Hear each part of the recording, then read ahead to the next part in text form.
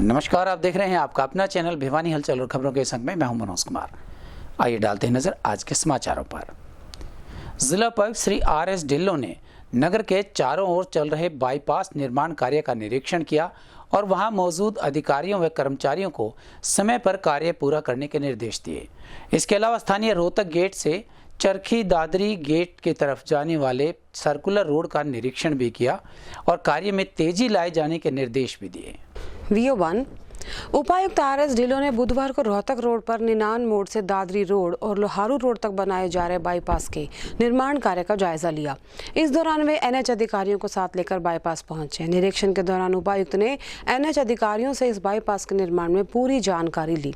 ढाना road के बाद उपायुक्त ने दादरी रोड से लोहारू रोड पर मिलने वाले बाईपास के निर्माण कार्य का भी जायजा लिया। ये करीबन 3 किलोमीटर का टुकड़ा है। इसका 70% निर्माण कार्य पूरा भी हो चुका है। अधिकारियों ने बताया कि इस बाईपास के टुकड़े का निर्माण कार्य 31 जनवरी 2022 तक पूरा कर दिया जाएगा। उपायुक्त ने NH अधिकारियों को निर्देश दिए कि वे बाईपास को अतिशीघ्र पूरा कराएं।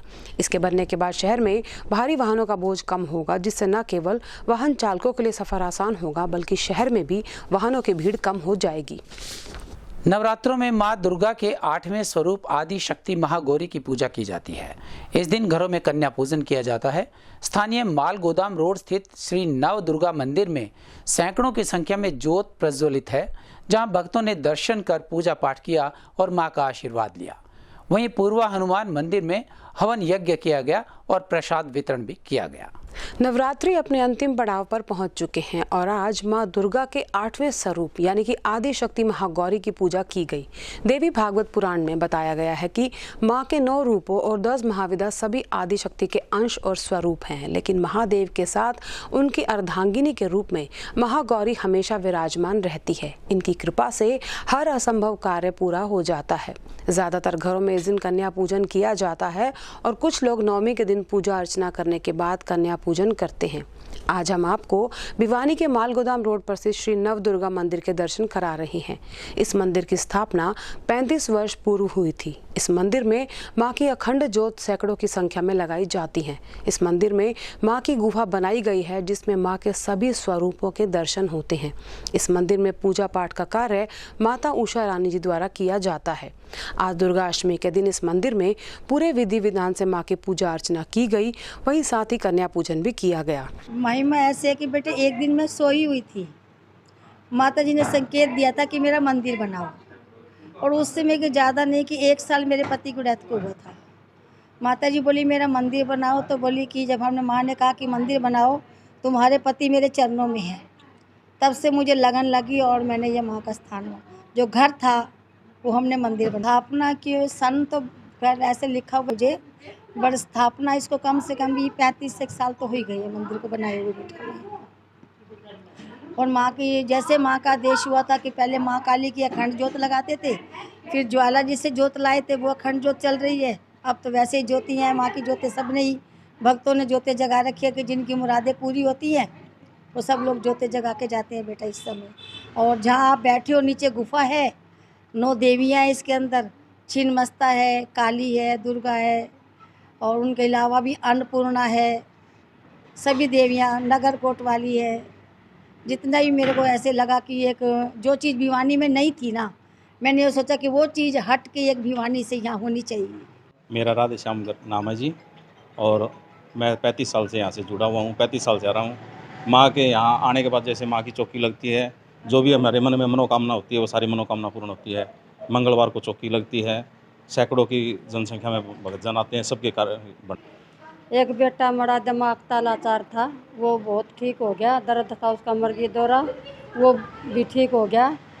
इस माता रानी के दया से इलाहाबाद में नाकाए इसका ऊपर ध्यान लगाया। इसने आज हमारी सारी कामना पूरी करने वाली है, सारी करन लाग रही है, सारी कामना पूरी कर दी और आगे भी करेगी। इसका आसरा ले लिया हमने, ये भी इसका आसरा था। हमने कोई दिक्कत नहीं, हमारा घर में सब ठाठ बाट हैं, और नहीं तो हमारा बेटा लाचार हो रहा था। दुर्गा अष्टमी के अवसर पर नगर के पूर्वा वाला हनुमान मंदिर में भी हवन का आयोजन किया गया। साथ ही वहां भंडारे का भी आयोजन किया गया, जिसमें कोरोना गाइडलाइंस का पालन करते हुए कम संख्या में लोगों को बैठाया गया और पैकिंग कर प्रसाद का वितरण किया गया।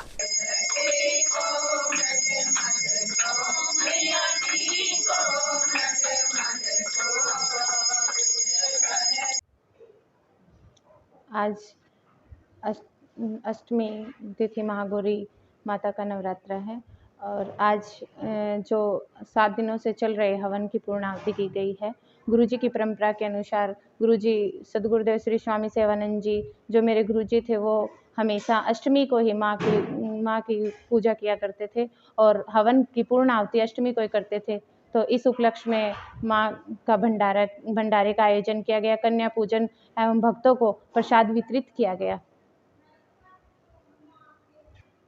आज हवन की पूर्णाहुति के बाद कन्या पूजन और कन्या पूजन के बाद में कोविड-19 को देखते हुए कुछ लोगों को तो सोशल डिस्टेंस का पालन करते हुए प्रसाद बैठाकर खिलाया गया और ज़्यादातर प्रसाद लोगों को वितरित किया गया है। स्थानीय अनाज मंडी में डीएपी खाद की उपलब्धि के लिए जहां एक और किसान भाई परेशान नजर आए, वहीं अधिकारियों का कहना था कि किसान भाइयों को सरसों बिजाई करनी चाहिए, जबकि गेहूं बिजाई के लिए अभी से स्टॉक करना उचित नहीं है।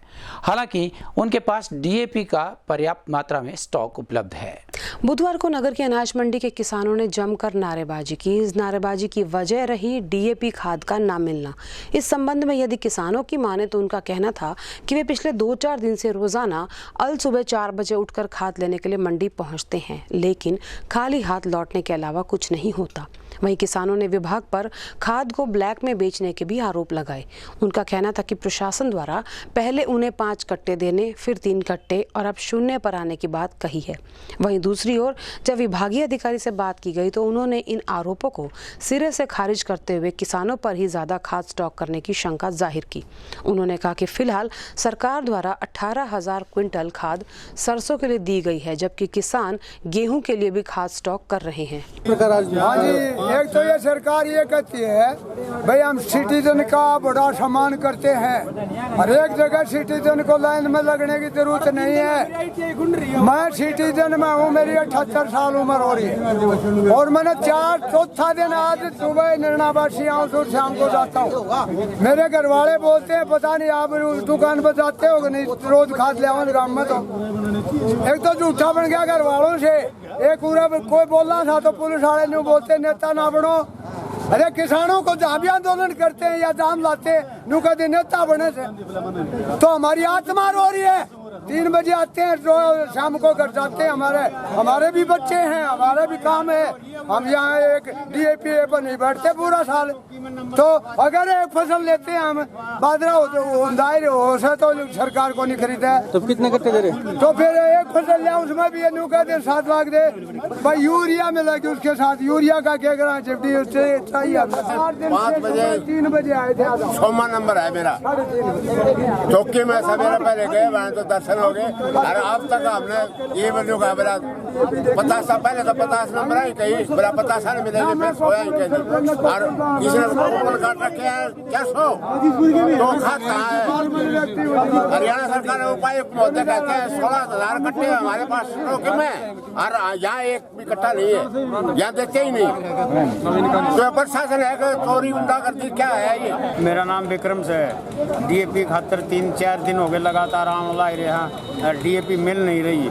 कभी तो बोलते हैं अभी देंगे, कदे है भी देंगे, कदे एक बार दूसरी खाद भी चेपण लग गए कौन चीज़ हुआ बोले 2 कट्टे डीएपी के 2 कट्टे उसके ये ले जाओ। जब जाके सवेरे 4 बजे घर तक चल जाता और पूरा है कि नहीं को खाद मिल रही न को कुछ मिल रहा है। दूसरी खाद वो किस लिए दे रहे हैं? वो दूसरी खाद पता नहीं किस लिए दे रहे, हमने पसंद नहीं है खाद। डीएपी का रैक हमारा 3 दिन पहले लगा था इफ्को कंपनी ने, उसमें हमें 1600 मैट्रिक टन मिला था। डीएपी और एनपीके दोनों मिले थे, पर आज के दिन हमारी स्थिति हमारे पास लगभग 1800 टन डीएपी उपलब्ध है। 36,000 बैग होते हैं और अब तक हमारा 1 अक्टूबर से लेकर आज 13 अक्टूबर हो गए 6,000 मैट्रिक टन इस 13 दिन में हमारा बिक चुके हैं और 3,000 मैट्रिक टन हमारा सितंबर महीने में बिका है। वो जो सितंबर में भी हमारा डीएपी बिकता है, किसान भाई खरीदते हैं, वो रबी सीजन के लिए सरसों के लिए खरीदते हैं, वो अभी इस सीजन में काम आएगा। तो कुल मिला के 9,000 मैट्रिक टन हमारा अभी तक किसानों को दिया गया है और अभी हमारे पास 1800 टन है। और आज और कल में हमारे इधर हिसार में एक रेवाड़ी में, खोरी में और एक झज्जर में रैक लगने वाला है, उस रैक से भी हमें 1,000 टन डीएपी मिलने की उम्मीद है। तो मैं किसान भाइयों को एक ही निवेदन करता हूं कि वो सिर्फ सरसों की बिजाई के लिए डीएपी खरीदें और अभी गेहूं के बिजाई के लिए डीएपी ना खरीदे, क्योंकि गेहूं का सीज़न जब आएगा नवंबर महीने में बिजाई होगी, उस टाइम हमारे पास डीएपी काफ़ी होगा और भी आएगा। और किसान भाइयों को एक मैं और बताना चाहता हूँ कि आप सरसों की बिजाई में ज़्यादा मतलब एसएसपी यूज़ करें, सिंगल सुपर फास्फोरस यूज़ करें, क्योंकि एसएसपी के अंदर फास्फोरस होता है और साथ में सल्फर होता है, और सल्फर तेलीय फसलों के लिए बहुत ज़रूरी है, क्योंकि सल्फर जिस फसल में डालोगे आप, सरसों में डालोगे, तो इसमें सरसों में तेल की मात्रा बढ़ेगी, उसका जो दाना है वो बोल्ड होगा, बड़ा होगा, उसका आकार अच्छा होगा, इसका उत्पादन भी आपका जिस फसल में आप सरसों में आप सल्फर डालोगे तो कम से कम 5 मन का फर्क पड़ेगा आपका, 5 मन यानी कि 2 कुंटल प्रति एकड़ सरसों आपकी फालतू होगी। डन सर, हुण सारे काम होण सुपर स्पीड नाल, मैं भी खुश ते मेरा बॉस भी खुश। Thank you net plus.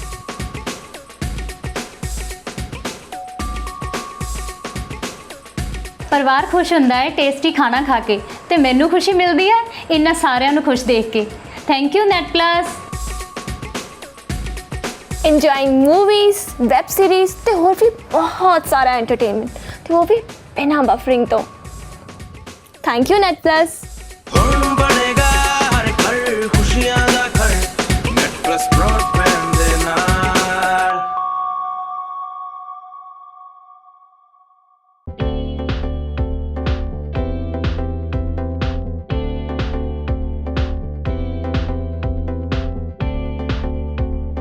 Corona संक्रमण का खतरा कम होने के चलते स्थानीय किरोड़ीमल पार्क में 15 अक्टूबर को रावण, कुंभकर्ण और मेघनाथ के पुतलों का दहन किया जाएगा।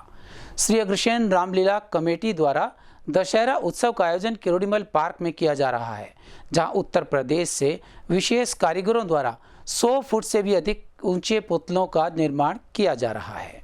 अग्रसेन रामलीला कमेटी भिवानी द्वारा दशहरा उत्सव का आयोजन किरोड़ीमल पार्क में किया जाएगा। किरोड़ीमल पार्क में कार्यक्रम स्थल पर ही रावण, कुंभकर्ण और मेघनाथ के पुतले तैयार किए जा रहे हैं। पुतलों को तैयार करने के लिए गाजियाबाद से स्पेशल कारीगर भी भिवानी पहुंचे हैं। भिवानी में दशहरा पर्व से पहले ये तीनों पुतले तैयार किए जाएंगे। पुतला दहन से पहले करीबन 1 घंटे तक आतिशबाजी भी की जाएगी। कोरोना संक्रमण की वजह से 2 सालों तक सार्वजनिक कार्यक्रमों पर प्रतिबंध लगा रहा। इस वजह से ना तो रामलीला का मंचन हुआ और ना ही रावण के ठहाके गूंजे।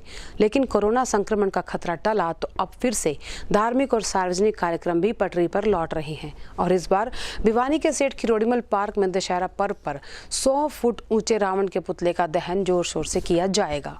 अग्रसेन रामलीला कमेटी द्वारा 15/10/2021 वार शुक्रवार को सेठ किरोड़ीमल पार्क में रावण, मेघनाथ, कुंभकर्ण के पुतले जलाए जाएंगे। जो 100 फुट के पुतले बाहर के कारीगर के द्वारा, यूपी से बुलाए हुए कारीगरों द्वारा तैयार किए गए हैं। सरकार की गाइडलाइनों का पालन करते हुए सभी मेरे शहरवासियों से प्रार्थना भी कोविड के नियमों का पालन करें, 2 गज की दूरी का इस्तेमाल करें, हाथ को सैनिटाइज करें और क्या नाम है मास्क लगा के आए। बाकी सारी रामलीला कमेटी ने जितनी भी तैयारियां हैं पूरी कर ली गई हैं और भगवान से प्रार्थना करते हैं भी कोविड के महामारी को देखते हुए इस कोविड पर रावण का पुतला और दहन होगा, इस पर विजय होगी, कोविड की बीमारी का नाश होगा और भगवान राम की लीला के साथ इस किरोड़ीमल पार्क में भगवान रामलीला दिखाई जाएगी। बड़ी आतिशबाजी का इंतजाम है, सभी तरह की पूरी तैयारी कर ली है। गाजियाबाद का रहने वाला हूँ। 100 फुट के पुतले बनाए, ये काम हम करते हैं, मुझे होगी इन काम में 11 साल जी। वैसे मुझे बढ़िया प्रेस्टिक है इनकी, बढ़िया करके बनाते हैं हम। रावण दहन के लिए यहाँ पर तैयारियाँ चल रही हैं, जिनका जायज़ा लेने के लिए हम यहाँ पर आए हैं। 15 तारीख को रावण दहन का प्रोग्राम है। मेरा पब्लिक से भी अपील है कि कोरोना की जो सरकार ने गाइडलाइन दी हुई है उनकी पालन करते हुए इस प्रोग्राम में हिस्सा लें। धन्यवाद। बैरिकेडिंग के लिए और जो मिट्टी के वो है टिल्ला है इसके कनात वगैरह लगाने के लिए निर्देश दिए गए हैं और मेरा पब्लिक से ये आग्रह है कि भाई कोरोना महामारी की जो सरकार की गाइडलाइन है उनको मद्देनज़र रखते हुए प्रोग्राम में भाग लें। बुधवार को नौरंगाबाद क्षेत्र में स्थित शराब के एक ठेके पर सीएम फ्लाइंग के साथ मिलकर भिवानी गुप्तचर विभाग के अधिकारियों ने छापेमारी की और अवैध शराब की सैकड़ों बोतल्स बरामद की। गौरतलब है कि अधिकारियों से प्राप्त जानकारी के अनुसार लंबे समय से यहां अवैध शराब का धंधा चल रहा था, जिसका भंडाफोड़ अंततः हुआ। एक्शन मोड में आई सीएम फ्लाइंग और गुप्त सूचना के आधार पर अवैध शराब के सौदागरों पर कार्रवाई करते हुए गांव नौरंगाबाद के पास नेशनल हाईवे पर छापेमारी की गई। इस दौरान गांव नौरंगाबाद के पास शराब का अवैध ठेका मिला, जहां से भारी मात्रा में अंग्रेजी देसी शराब बरामद की गई। वहीं इस दौरान एक्साइज विभाग टीम को मौके पर बुलाकर एक युवक को भी दबोचा गया। प्राप्त जानकारी के अनुसार फ्लाइंग इंस्पेक्टर आजाद ढांडा के नेतृत्व में ये छापेमारी की गई। उन्होंने बताया कि छापेमारी के दौरान अंग्रेजी, देसी और बियर की 40 पेटी बरामद की गई हैं। और वहीं उन्होंने ये भी कहा कि जिस अधिकारी के क्षेत्र में ये ठेका है उसके खिलाफ कार्रवाई की जाएगी। उन्होंने बताया कि ये शराब मिलावटी होने की आशंका है, इसकी भी जांच कराई जाएगी। कि भाई एक्साइज डिपार्टमेंट चेकिंग के दौरान सब ठेके या कोई गलत ठेका या कोई खुर्दा है तो उसको कैंसिल कर देता। जैसे मान्यता प्राप्त कोई ठेका है और उसने नॉर्म पूरे नहीं किए तो उसको अफसर लोग चेकिंग के दौरान कैंसिल कर देते हैं। ये भी कुछ ऐसा ही मामला प्रतीत होता है। मुझे संज्ञान में आया कि ईटीओ साहब ने पिछले 2 महीने पहले इस ठेके को कैंसिल किया था, क्योंकि ये पीछे जो देख रहे हैं आप रास्ता कच्चा उस पे पास था। उसके बावजूद भी लोगों के हौसले देखो कितने बुलंद है कि अवैध काम करते हुए डरते नहीं। सरकार जबकि कानून व्यवस्था को पटड़ी पर लाने के लिए पूरा जोर लगा रखा है अधिकारियों ने, लेकिन उसके बावजूद लोगों को ये बात अच्छी नहीं लग रही। पता नहीं कोई 2 नंबर में ज़्यादा ही कुछ मिलता है, तो इन्होंने क्या किया कि उस ठेके को वहाँ से उठाकर यहाँ शिफ्ट कर लिया। तो ये मैं मानता हूँ कि जो बीट में अधिकारी है एक्साइज का, उसकी भी कहीं ना कहीं गलती रही होगी। तो उसके बारे में भी जांच का विषय है, उसके बारे में भी ऊपर लिखेंगे कि भाई कौन अधिकारी है जिसकी जिम्मेवारी बनती है, उसके क्षेत्र में ये ठेका अवैध रूप से किस तरीके से चल रहा है। क्या क्या चीज बरामद? इसमें लगभग 40 पेटी शराब है, जिसमें बियर भी है, देसी दारू भी है और इंग्लिश की भी है। अगर आपको अलग अलग चाहिए तो हम आपको लिस्ट दे देंगे। तो सर जैसे नियम पूरे फॉलो, अगर वो नॉर्म पूरे करता होगा, नॉर्म भी उनके अलग अलग हैं कि उसे से कितनी दूरी पे नंबर। आजकल जो है सरकार ने कहा कि उसके ऊपर होल्डिंग लगाएंगे। होल्डिंग लगाने से क्या होता है, एक्सीडेंट की ज़्यादा बढ़ जाते हैं। तो यहाँ ना कोई होल्डिंग है, आप देख रहे हैं, ना कोई बोर्ड लगाया हुआ है, ना कोई निशान दिया हुआ है कि ठेका इधर है। तो इसका मतलब क्या लगाएं? ये तो पकड़ में बहुत बारी आया है। तो सर क्या क्योंकि इसका जो दरवाज़ा होना चाहिए वो रोड की तरफ होना चाहिए। अगर आप नंबर 1 में है तो इसका मतलब नंबर 2 में है, क्योंकि जो इसका दरवाज़ा है वो पछीत में है, जो हमारे देसी भाषा में बोलते हैं पीछे की तरफ, खेतों की तरफ। तो इस पर हमें सब इंस्पेक्टर भेजा, मैंने उसको शक हुआ कि भाई ये कोठड़ा कैसा है। तो इसके पीछे से 1 महीने से हमने 2-4 बार दारू भी खरीद के देखी, नकली ग्राहक भी बेच के देखा। जब हमें पुख्ता ये हो गया कि हाँ ये आदमी बाज नहीं आएगा, तब हमने रेड लगाई। एक्साइज डिपार्टमेंट द्वारा अप्रूव किया गया था, परंतु नेशनल हाईवे के जो प्रोविजंस ऑफ एक्साइज पॉलिसी 2020-21-22 के तहत इस ठेके को कैंसिल कर दिया गया था। उसके बावजूद भी ये ठेका अगर चल रहा है तो ये ठेका अवैध है और इसका कोई लाइसेंस नहीं दिया गया है। अब इसकी जॉइंट टीम द्वारा चेकिंग चल रही है और इसकी जो भी कार्रवाई बनेगी नियमों के अनुसार वो की जाएगी, ताकि इसमें जो लोग इन्वॉल्व हैं वो उस चीज़ का तय से पता लगाया जा सके। और जितने भी इसके जो बैच नंबर्स हैं और होलोग्राम्स हैं उनकी भी हमारे हेड ऑफिस पंचकुला से जांच करवाई जाएगी। तो सर कितनी शराब पकड़ी गई है? लगभग 40 पेटी यहाँ अलग अलग ब्रांडों की शराब पकड़ी गई है, जो अभी जांच के विषय में है। यदि आपके इलाके में कहीं भी स्ट्रीट लाइट खराब है तो इसके लिए प्रशासन द्वारा हेल्पलाइन नंबर जारी कर दिया गया है। डिस्ट्रिक्ट म्यूनिसिपल कमिश्नर एवं अतिरिक्त जिला उपायुक्त राहुल नरवाल ने बताया कि नगर में अनेक स्थानों से स्ट्रीट लाइट न जलने व खराब होने की शिकायतों के चलते हेल्पलाइन नंबर 7082937767 जारी कर दिया गया है। शहर में खराब स्ट्रीट लाइट की शिकायत करने के लिए प्रशासन द्वारा हेल्पलाइन नंबर जारी किया गया है। कोई भी नागरिक अपने इलाके में खराब स्ट्रीट लाइट की समस्या की जानकारी हेल्पलाइन नंबर 7082937767 पर दे सकता है। ये जानकारी देते हुए अतिरिक्त उपायुक्त राहुल नरवाल ने बताया कि शहर के विभिन्न स्थानों पर स्ट्रीट लाइट न जलने और उनके खराब होने की शिकायतें बार बार आ रही हैं। इसके मद्देनजर प्रशासन द्वारा स्ट्रीट लाइट्स की शिकायतों के लिए हेल्पलाइन नंबर जारी किया है। उन्होंने शहरवासियों की अपील की है कि यदि इस नंबर पर शिकायत करने के बावजूद उनकी स्ट्रीट लाइट ठीक नहीं हो रही तो उनके व्यक्तिगत नंबर 9992904232 पर खराब स्ट्रीट लाइट लाइट की फ़ोटो और उसकी लोकेशन व्हाट्सएप कर सकते हैं। उन्होंने बताया कि शहर में नगर परिषद के अधीन करीबन 18,000 स्ट्रीट लाइट्स हैं। इन लाइट्स को दुरुस्त करने का जिम्मा नगर प्रशासन का है। प्रशासन शहर की स्ट्रीट लाइट व्यवस्था को दुरुस्त करने के लिए कटिबद्ध है। शहर में यदि आपके मकान के सामने स्ट्रीट लाइट बंद या खराब पड़ी है तो आपको अब परेशान होने की ज़रूरत नहीं है। आम नागरिक इसकी सूचना हेल्प नंबर और उनके निजी नंबर पर दे सकते हैं। ये काफ़ी कंप्लेंट्स आ रही थी स्ट्रीट लाइट्स की मेंटेनेंस की, तो हमने 2 नंबर जारी किया हेल्पलाइन के, और किसी भी सिटीजन को अगर स्ट्रीट लाइट वर्किंग कंडीशन में ना मिले तो उसकी फ़ोटो और लोकेशन और एग्जैक्ट एड्रेस व्हाट्सअप कर सकता है या टेक्स्ट मैसेज कर सकता है उन नंबर्स पे। तो सर इसका सैनिटेशन के लिए था। आज की कंडीशन जो भिवानी की और आज से 4 महीने की कंडीशन में बहुत फ़र्क आया है। अब हमारा जो सैनिटेशन प्लान है वो ज़मीन पे कार्यबद्ध रूप से काम कर रहा है। मेरे पास कम से कम 15 कंप्लेंट्स आ चुकी है, 2 हमने रिजॉल्व करा दी है, और ये ऐसा नहीं है कि आज में एक दिन में ही हो जाएगी, बट कोशिश करेंगे कि नेक्स्ट 7 to 10 डेज़ में हर एक की कंप्लेंट रिजॉल्व करा देंगे।